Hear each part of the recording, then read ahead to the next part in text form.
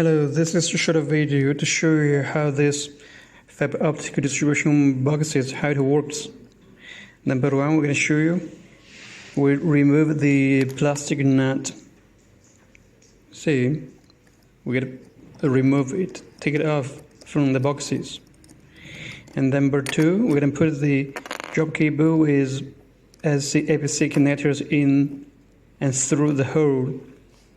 You can see there is a rubber ring or a rubber gasket in the between. This is for waterproof function. And then number three, we put the drop cable into the plastic nut and lock it like this. So you can see the drop cable is went through already.